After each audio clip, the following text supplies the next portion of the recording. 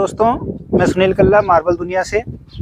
आज हम पहुंचे हैं श्री करणी मूर्ति उद्योग खेत सिंह जी के यहाँ। राम राम साहब। राम राम साहब जी, राम राम। इस वीडियो के माध्यम से हम आपको एक जानकारी देने की कोशिश करेंगे। जैसे आपने किसी मूर्ति का ऑर्डर दे दिया या किसी ने भी किसी मार्बल की मूर्ति का ऑर्डर दे दिया, तो उसके बाद में आखिर होता क्या है, काम किस तरह से आगे बढ़ता है, प्रक्रिया किस प्रकार से आगे संपादित की जाती है, उसे जानने की कोशिश करेंगे। तो अभी हम खेत सिंह जी के श्री करणी मूर्ति उद्योग के कारखाने में चल रहे हैं। इनसे बातचीत करते हुए आप और हम समझने की कोशिश करेंगे कि वास्तव में इसके बाद में क्या होता है जब आपने एक ऑर्डर दे दिया है। तो चलिए चलते हैं।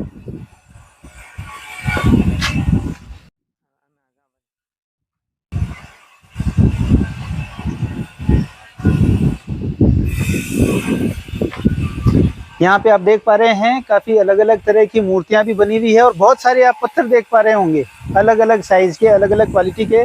तो खेत सिंह जी से जानकारी लेते हैं। सर, जैसे कोई भी तरह का आपके पास में ऑर्डर आ गया किसी मूर्ति का, तो फिर अगला काम क्या होता है? वो पहले पत्थर देखो, ये पत्थर की कटिंग करते हैं। जैसा पत्थर, जैसे मूर्ति के हिसाब से बड़ा छोटा सभी प्रकार के पत्थर रहते हैं। ठीक है।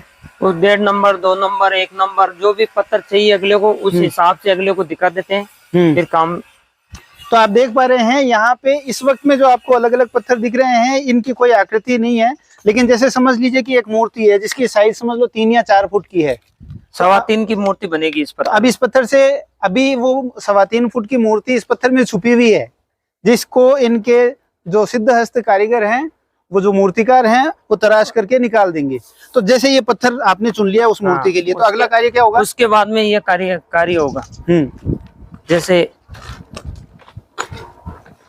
अच्छा, इसको एक सांचे के रूप में पहले ढाला जाएगा। हाफ वाली मूर्ति है ये। हाफ वाली ये हाफ वाली मूर्ति है। उसमें जैसे चेहरा एरा का काम हो रहा है। हाँ, तो जो मोटा मोटा काम है, जिसमें अभी फिनिशिंग नहीं है, लेकिन उकेरने का जो काम होता है, उस पत्थर को लाने के बाद में उसको उस बाकी सारे जो उसके सिरे हैं वो टांच दिए जाते हैं। इसके बाद में जैसे ये काम होता है। हाँ, इसके बाद में जैसे ये काम होता है। अच्छा, उसके बाद में इसको थोड़ा सा और फिनिश किया जाता है और इसको फिनिश करने के बाद में इस तरह लगने लग जाता है।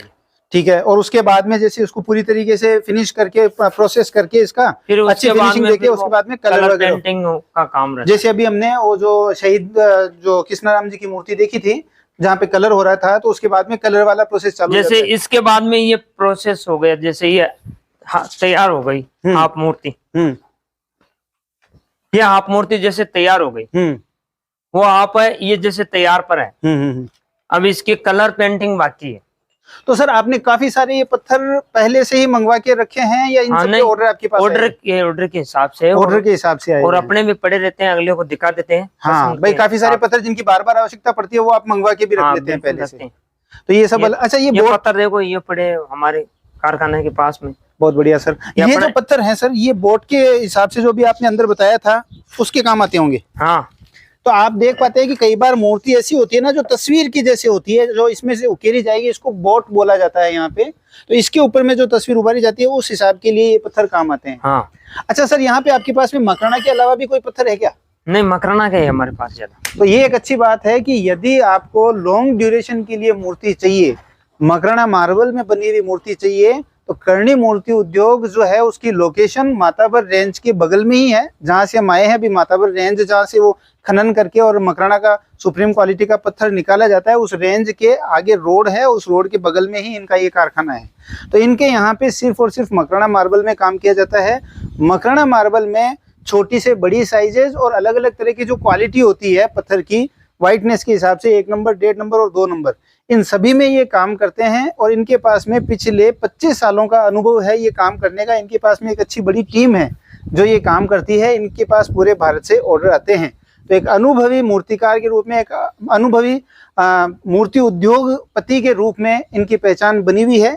यदि क्वालिटी के मकराना क्वालिटी में, मकराना क्वालिटी अल्टीमेट इनकी गारंटी है कि उसके अलावा आपको किसी दूसरे पत्थर में काम किया हुआ नहीं मिलेगा। अच्छा देखिए, क्या है कि मूर्ति रातों रात आप फर्क भी नहीं कर पाएंगे कि आपने जो बनवाई वो मकराना है कि नॉन मकराना है, क्योंकि समय के बाद में मकराना जहां और मजबूत होता चला जाता है, उसका कुछ बिगड़ता नहीं, क्योंकि अप टू 99% तक इसमें कैल्शियम होता है।